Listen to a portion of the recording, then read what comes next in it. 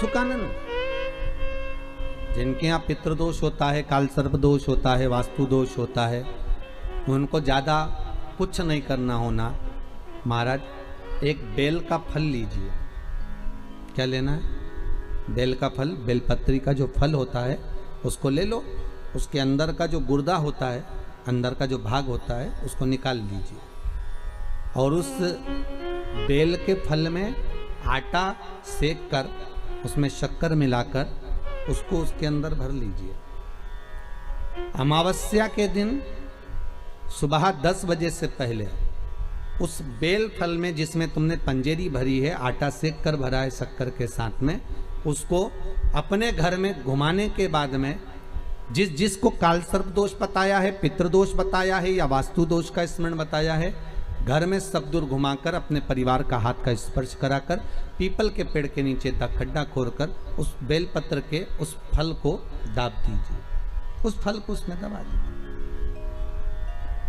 महाराज केवल एक अमावस्या करना रहता है, पितरों के दोष से मुक्ति मिलती है और हमारे घर के कार्य सफल होना प्रारंभ हो जाते हैं।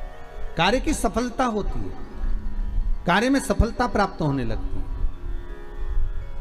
हम तो कई बार कहते हैं महाराज जी, अगर ऐसा लगे किसी औषधि को आप ले रहे हैं, मालूम पड़े कि औषधि आपको लग नहीं रही है, शिव महापुराण की कथा कर रही है, मान लो औषधि आपको नहीं लग रही, आपने औषधि बहुत दिनों से ले रहे हो, कोई दवाई, मान लो आप किसी भी दवाई को ग्रहण कर रहे हैं और वो औषधि लगी नहीं रही है, वो शरीर को लगी नहीं पा रही और आप ठीक ही नहीं हो पा रहे, 15 दिन हो गए, 8 दिन हो गए, बताओ, उतना की उतना ही कैटरीना है, उतना ही उतना अपना भरा हुआ, वही की वही लीवर, वही की वही किडनी, वही की वही स्मरण, सभी कुछ वही वही है,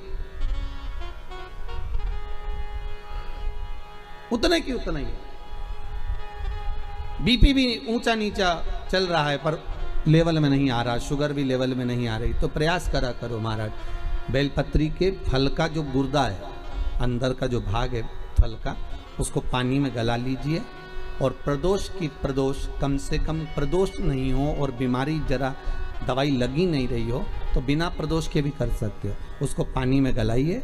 आधा घंटा पानी में, जैसे आपको सुबह मंदिर जाना है 10 बजे, तो सुबह स्नान कर कर कम से कम 6:30-7 बजे उसको पानी में गला दीजिए और उस बेले के फल का गुर्दा से गला हुआ पानी शिव जी को ले जाकर समर्पित कर दीजिए। महाराज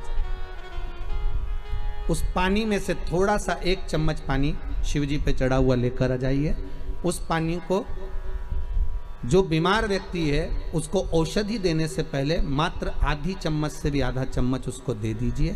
भगवान शंकर का श्री शिवाय नमस्तुभ्यम का जाप कर कर उस पानी को देने के बाद अगर आप औषधि देंगे तो ये पक्का है कि औषधि अपना कार्य करना प्रारंभ कर देगी और वो स्वस्थ होना प्रारंभ हो जाएगा। वो स्वस्थ हो औषधि के लिए शंकर पर चढ़ी हुई भस्म, शंकर पर चढ़ा हुआ बेलपत्र, शंकर पर चढ़ा हुआ एक पुष्प भी औषधि का कार्य करता है। शिव महामृत्युंजय, अरे मार्कंडू जी के पुत्र मार्कंडे जो शंकर की आराधना में डूबे हुए थे, जिनकी उम्र कम थी, जिनकी आयु मात्र 12 वर्ष की थी और प्राण छूटना थे, और वो मार्कंडू जी के पुत्र मार्कंडे जी भगवत स्मरण में ऐसे डूब गए कि उनके मुख से महामृत्युंजय मंत्र का उद्घोष हो गया।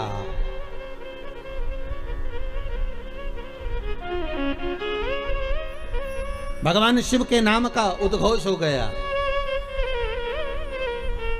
जैसे नंदी महाराज, शिलाद नाम का ब्राह्मण जिनको ऋषि भी कहा गया है, जिनका नाम था शिलाद,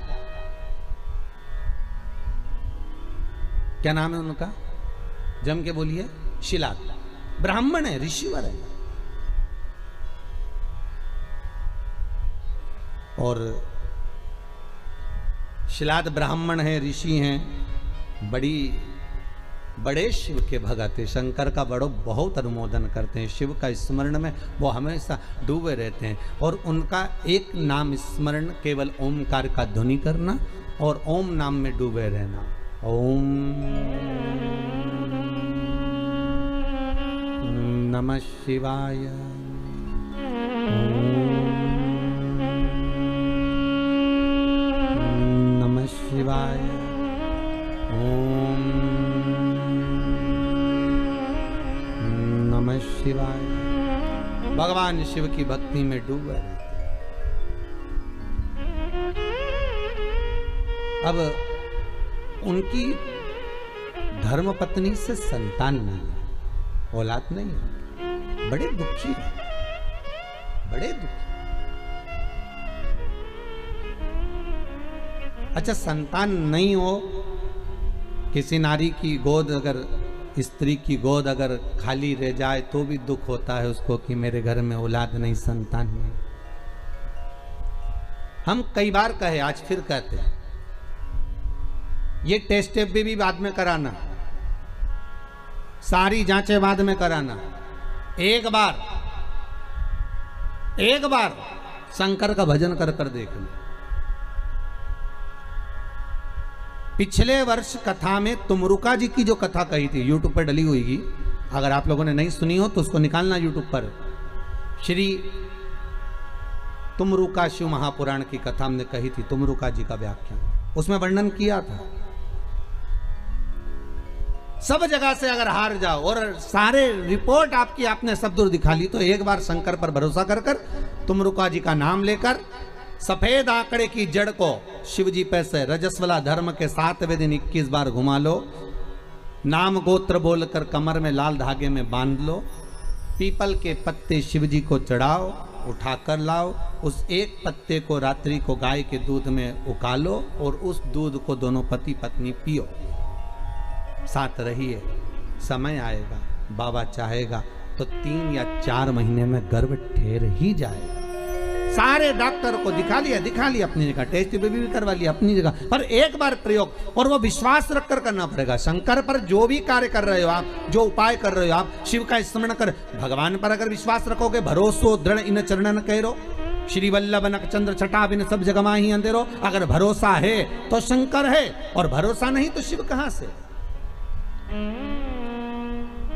विश्वास लेकर अगर आए हो तो काम तो होगा। ये लोग काशी से आए हुए हैं, विश्वास लेकर ही तो आए होंगे कि हम जाएंगे शंकर की कथा में तो बाबा कृपा जरूर करेगा। कई लोग यहाँ पर बैठे हुए हैं जो विश्वास लेकर आए हुए हैं, दूर दूर से आए हुए हैं, केवल विश्वास लेकर कि भगवान कृपा करेगा किसी ना किसी रूप में, मुझे विश्वास है कि बाबा मेरी सुनेगा। और फिर कहता हूं, कथा में अगर आपने मन लगा लिया, भले टीवी चैनल के माध्यम से श्रवण कर रहे हो, भले मोबाइल के माध्यम से श्रवण कर रहे हो, भले पंडाल में सुन रहे हो, बाबा से अगर दिल से आपने अगर कह दिया तो 3 महीना बहुत होता है सब कामना पूरी होने के लिए। मेरा बाबा आपको कुछ ना कुछ दे ही देता है, बस आपकी रुचि के अनुसार सुख प्रदान कर ही देता है। आप उस पर विश्वास, भरोसा,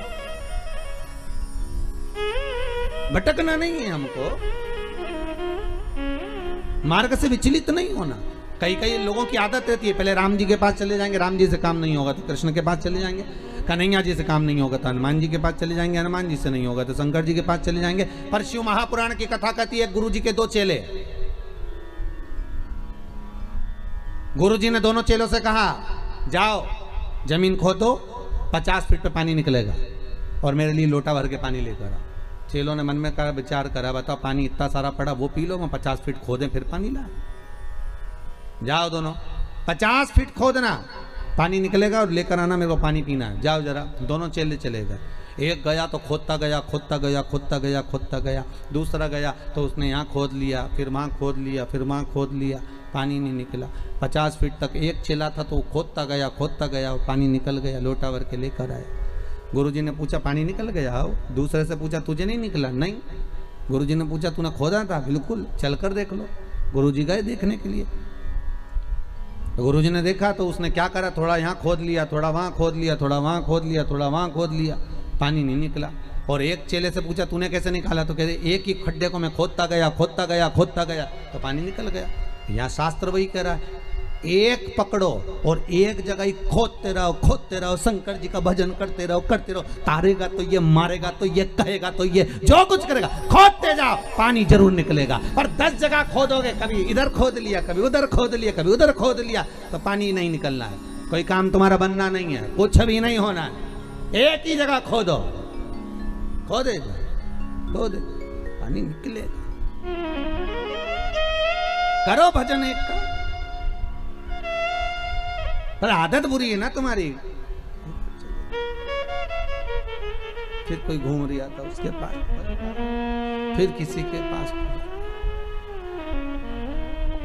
भगवान को भी मालूम है ये एक जगह नहीं टिकेगी रे, आज तुम्हारे पास आ गई, कल दूसरी जगह चले जाएगी, परसों चौथी जगह जाएगी, काम नहीं होगा तो भटकती फिरेगी, पर विश्वास नहीं रखेगी। जिस दिन ये विश्वास पक्का कर लेगी कि शंकर ही मुझे बचा सकते हैं, शंकर ही मुझे जिला सकते हैं, शंकर ही मेरा पेट भर सकते हैं, शंकर ही मेरा अनुमोदन कर सकते हैं, शंकर ही मुझे धन देंगे, दौलत देंगे, संपदा देंगे, शंकर के सिवा कोई नहीं देगा, तब शिव भी सोचता है अब नहीं डिगेगी, और नहीं डिगेगी तो परीक्षा लेंगे शंकर। पहले आपका काम हो सकता है नहीं भी करें शंकर, क्योंकि वो देखना चाहते हैं कि पहले जैसी थी वैसी की वैसी है, खड्डा अलग अलग खोद रही है क्या, पहले देखेंगे, पहले इधर से उधर से 10 जगह खड्डे तो नहीं खोद रही, फिर उसको लगेगा नहीं ये पूरा विश्वास रेखा टिक गई तेरे चरणारविंद में, तो वो महामृत्युंजय महादेव फिर प्रकट होकर कुछ दे ही देगा, ये उसकी कृपा फिर होगी। वो जब तक नहीं देता, जब तक परीक्षा नहीं लेता।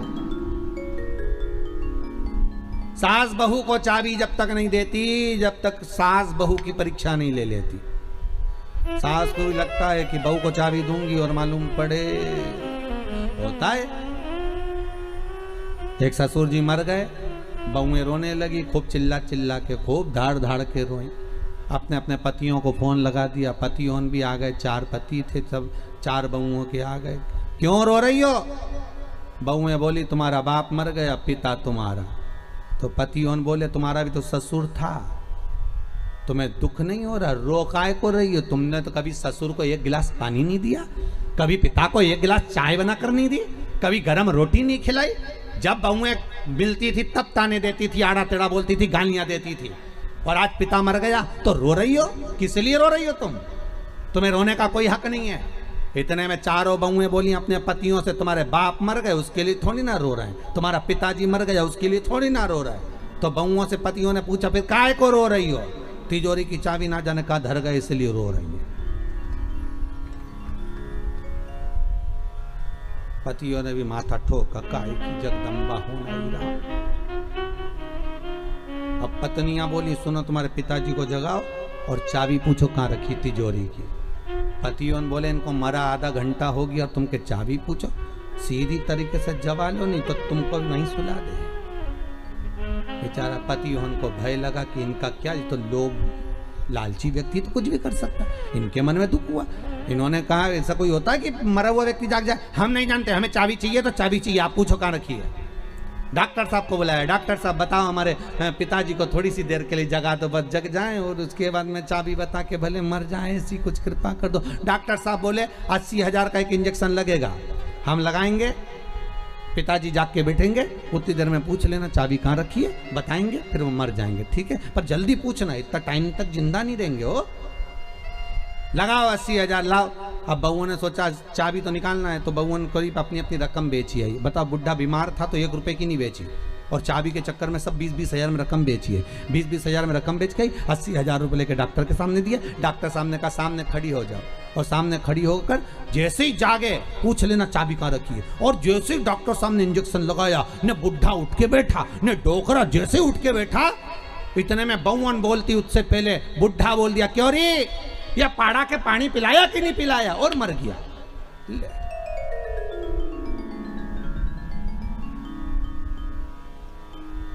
अब बउवन तो और चिल्ला चिल्ला के रोने लगी। डॉक्टर साहब वंस मोर, एक बार फिर से डॉक्टर साहब बोले ला 80,000, फिर इंजेक्शन लगाऊंगा, अब की बार पाड़ा के पानी पिलाए, अब भैंस के पिला के मर जाएगा। ला अभी जगाऊं मैं, जगाने में क्या, ये दुनिया है साहब, धन की मीत है, कोई किसी का नहीं संसार में, केवल धन ही मीत है। परसों की कथा में कहा था मरने के बाद सब कुछ फेंक देंगे पर अंगूठी चेन नहीं फेंकेंगे, सब रख लो।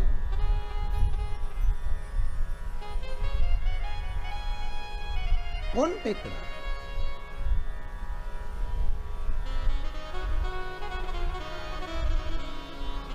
एक साधो, आशा लगाकर बैठे रहना। विश्वास में आस भी है और विष भी है। विश्वास में दोनों चीजें, विष भी है और आस भी है। आप विश्वास लगाकर अगर बैठे हुए हो तो आस अगर लगाए हुए हो तो यह पक्का है कि शिव मिलेगा जरूर, शंकर प्राप्त जरूर होगा। अगर आस लगाई है तो मिलेगा जरूर। वो मिलेगा।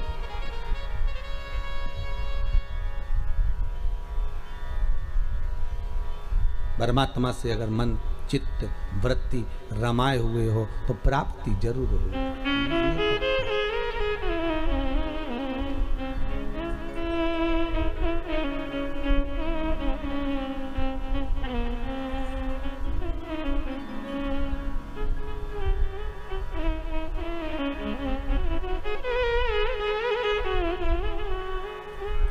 वो मिलेगा।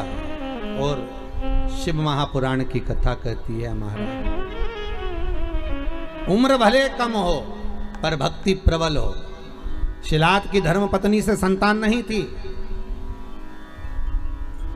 पर शिलाद के मन को खलता नहीं था, पर परिवार के लोग कहते थे कि कोई तो एक पुत्र हो जाए जो तार दे। तब भगवान शिव ने आकर एक वर दिया, चिंता मत करो, एक दिन जब तुम भजन करने के लिए कहीं जा रहे होगे, पृथ्वी को खोदोगे, उसमें से एक बालक निकलेगा, वही बालक तुम्हारा पुत्र कहलाएगा। निकला बालक, उसका नाम नंदीश्वर रखा। क्या नाम रखा है? नंदी। वो नंदीश्वर। पर पिता इतने विचित्र थे। अरे दुनिया के लोग कहते हैं शंकर जी के मंदिर में नंदी क्यों होना चाहिए। दुनिया के लोग कहते हैं आखिर नंदी ने ऐसा कौन सा पुण्य करा कि भगवान शंकर के दरवाजे पर नंदी सदा के लिए विराजमान हो गया। कहते हैं शंकर से ज्यादा आराधना नंदी की भी करेंगे तो उसकी भक्ति प्राप्त होगी। तो नंदीश्वर में ऐसा क्या सुख है? नंदीश्वर क्यों शंकर के मंदिर में इतने सारे गणों में केवल एक नंदी ही क्यों बैठ गया? क्यों नंदी का होना क्यों जरूरी है शंकर मंदिर में? बिना नंदी के शिव पूजा क्यों नहीं जाते?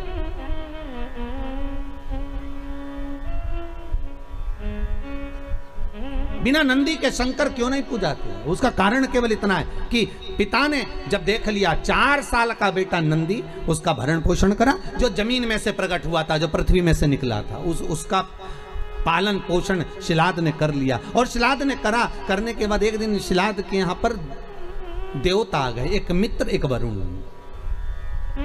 2 देव पधारे।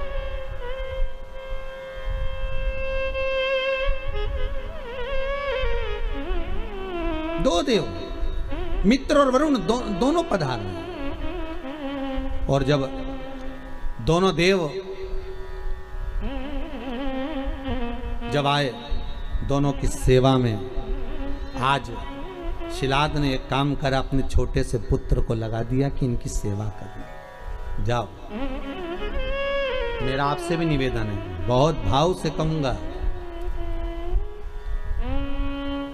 आपके घर में कभी साधु आए, सन्यासी आए, तपस्वी आए, संत आए, साधक आए, उपासक आए, तो मेरा निवेदन रहेगा कि आपके घर के पुत्रों को,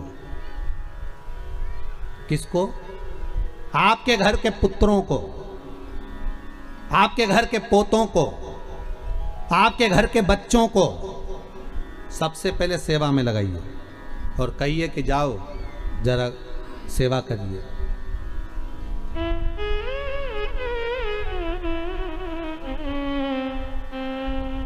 जाओ सेवा में लगो, जरा करो सेवा, करिए।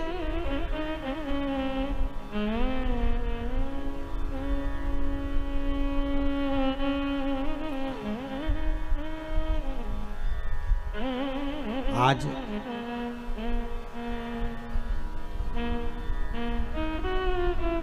यदि ये यजमान परिवार कथा करा रहे हैं तो इनके बच्चे भी तो देख रहे हैं ना कि हमारे चाचा, हमारे पिताजी, हमारे काका, हमारी काकी, हमारे ताऊ, हमारी दादी सब शिव महापुराण की कथा का पूजन कर रहे हैं, अर्चना कर रहे हैं, भक्ति कर रहे हैं, तो उनके मन में भी तो सेवा का भाव जागेगा।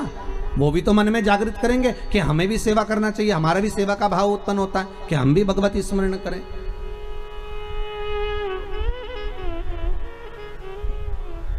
जाओ करो, जरा नमन करो, प्रणाम करो, दंडवत करो, साष्टांग करो, सेवा का भाव जुड़े। और शिलाद ने भेज दिया नंदी को, नंदी जाओ। नंदी कहते पिताजी मेरी उम्र 4 साल की है। पिताजी कहते कोई उम्र नहीं होती सेवा की, जाइए सेवा करो। और सेवा करी, मित्र और वरुण की जब सेवा करी, सेवा करने के बाद इतने खुश हो गए मित्र और वरुण, वापिस देवलोक को जाने लगे। देवलोक को जाते जाते उन्होंने शिलाद को बुलाया, ए शिलाद हम तुम्हें वर प्रदान करते हैं कि तुम्हारा भगवान की भक्ति तुम्हारे हृदय में सदा विराजमान हो, तुम भगवान की भक्ति में सदा रमे रहो, तुम भगवान का उपास व्रत साधना नियम धारण करते रहो। जाओ, हम तुम्हें आशीर्वाद देते हैं कि तुम्हारी आयु की वृद्धि भी हो। शिलाक की आंखों में आंसू भर गए।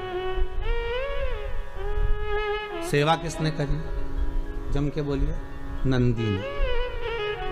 पानी भरकर कौन लाया? नंदी। पोछा किसने लगाया? नंदी ने।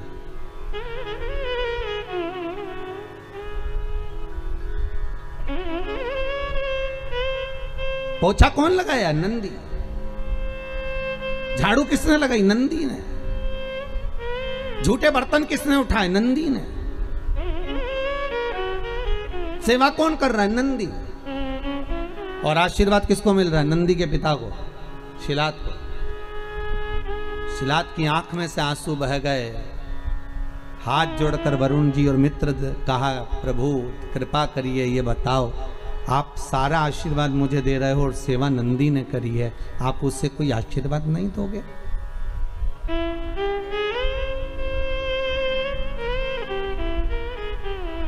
आप हमें कोई आशीर्वाद नहीं दोगे? हमारे ये विजय राज जी आज पूजन में बैठे हुए हैं, नाम तो हम ज़्यादा जजमानों के जानते नहीं। अभय राज जी हैं, रामराज जी हैं, सभी भाई लोग।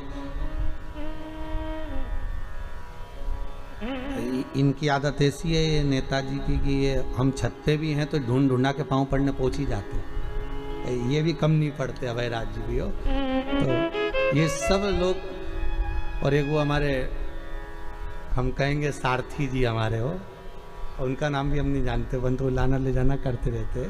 तो ये लोग बड़े विचित्र हैं।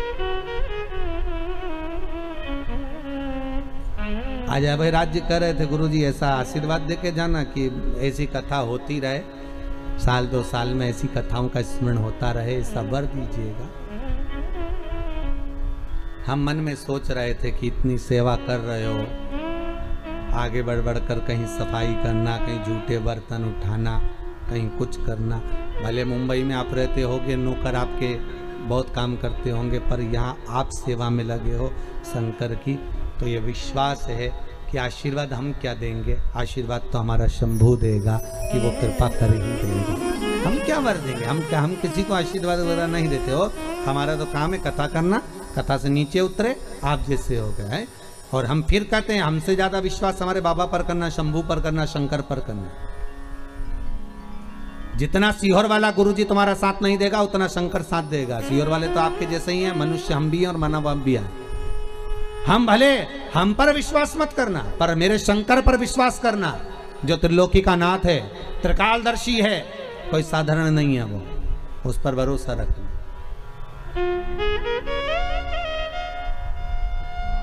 हम क्या दे?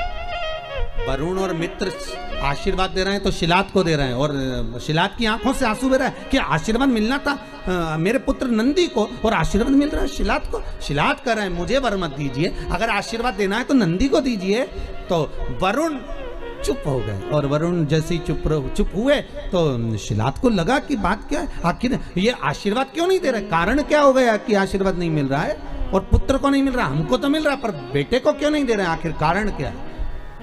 नंदी को कहा शिलाद ने, जाओ बेटा बाहर। नंदी जैसे ही बाहर गए, और बाहर जाते से ही उसी समय पर शिलाद ने वरुण के चरण पकड़कर कहा, ये बताओ कि आपने जिसने सेवा करी उसको आशीर्वाद क्यों नहीं दिया। तो मुख से निकल गया, हमने आशीर्वाद इसलिए नहीं दिया क्योंकि इस नंदी की उम्र कम है, हम इसको आयुष्मान होने का आशीर्वाद कैसे दे सकते हैं। नंदी की आयु कम है। शिलाद ने कहा इसका कोई उपाय। वरुण तो कह दिया कि नंदी की उम्र कम है, पर वरुण के साथ जो मित्र आया था उसने कह दिया उसका एक उपाय है, अगर तुम्हारा पुत्र नंदी शंकर की आराधना में लग जाए, शिव की उपासना में लग जाए, शंकर को रिझाने में लग जाए, दुनिया में एक ही है जो उम्र बढ़ा सकता है। कौन भाई? उम्र बढ़ाने का आशीर्वाद भी वही दे सकता है जिसकी उम्र का ठिकाना नहीं हो। सही है कि गलत है? अरे बोलो तो सही है ना, जिसकी उम्र का ठिकाना ही नहीं। वो दे सकता है। तुम्हारे पास में इतना सारा काजू रखा होगा तो आप काजू भर कर दे दोगे। आपके पास में बादाम ढेर सारी रखी होगी तो बादाम भर कर दे दोगे। आपके पास में गुड़ बहुत सारा रखा होगा तो आप दान में गुड़ दे दोगे। आपके पास में चावल ज़्यादा होगा तो आप चावल दे दोगे। आपके पास में गेहूँ होगा तो गेहूँ दे दोगे। आपके पास में कपड़ा होगा तो आप कपड़ा दे दोगे। बोलो सही है कि गलत है? जो चीज़ आपके पास में होगी वो आप निकाल कर दे दोगे। आपकी जेब में, कई लोगों की जेब में वो रखते हो मलने का और कतरने का, तो वो जो 4-5 लोग मिले तो उसने निकाल के दे दिया, लो साहब, पाओ साहब। और जो शौकीन होगा वो उठा कर उसमें मलने बैठ गया, वो भी लगे। तो जो तुम्हारे पास में होगा तुम वो दोगे। अब जिसके पास में जो चीज ज्यादा होगी वो ज्यादा देंगे। अब मित्र कहने लगे कि शंकर की आराधना करो, तो कि शिव जी की आराधना क्यों? तो शिलाद ने पूछा तो मित्र कहने लगे कारण यह है कि उम्र वही बढ़ा सकता है जिसकी उम्र का ठिकाना ही नहीं है। सारे देवी देवता में एक ही देव है, कौन? जम के बोलिए, देव अधिदेव महादेव, जिनकी उम्र का ठिकाना नहीं है। अभी ईमानदारी से बोलो, 51 शादी तो पहले कर चुके हैं। पार्वती के साथ जो शंकर जी की शादी हुई है वो 52 नंबर की, 52 नंबर की।